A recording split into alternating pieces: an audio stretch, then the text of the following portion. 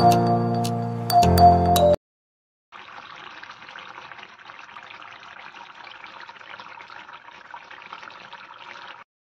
కర్రీకి కావాల్సిన మెయిన్ మసాలా ఏంటంటే ఉల్లిపాయ, కొబ్బరి, అల్లం, వెల్లుల్లి, పచ్చిమిరపకాయలు, జీడిపప్పు, మిరియాలు, లవంగాలు, చెక్క, కొత్తిమీర, ఉప్పు, కారం, పసుపు, కొద్దిగా ధనియా పొడి, గరం మసాలా, మొత్తం ఇవన్నీ కలిపి ఫైన్ పేస్ట్ కింద చేసుకుందాం. స్టవ్ ఆన్ చేసి పాత్ర పెట్టుకున్న తర్వాత ఆయిల్ వేసుకొని కొద్దిగా బిర్యానీ ఆకు, అలాగే కొద్దిగా పసుపు, అలాగే ముందుగా కడిగి పెట్టుకొని చికెన్ వేసేస్తాం.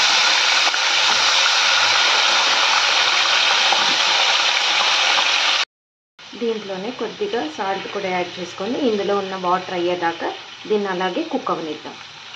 ఇలా బాయిల్ అవుతూ ఉండగా ఇందులో 1 స్పూను అల్లం వెల్లుల్లి పేస్ట్ యాడ్ చేద్దాం.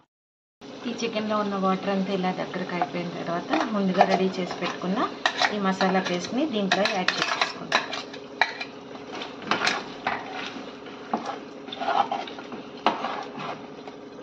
మసాలా అంతా చికెన్కి పట్టి ఫ్రై అవుతుండగా ఇందులోనే కొద్దిగా మళ్ళీ సాల్ట్ యాడ్ చేసుకొని అలాగే రెడ్ చిల్లీ పౌడర్ కూడా యాడ్ చేసుకుందాం.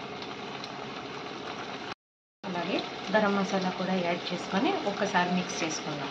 ఒకసారి ఇదంతా బాగా మిక్స్ చేసుకున్న తర్వాత కొద్దిగా కరివేపాకు యాడ్ చేసుకొని దీంట్లో నీళ్ళు పోసుకుందాం. కూరకు సరిపడా నీళ్ళు పోసుకుందాం.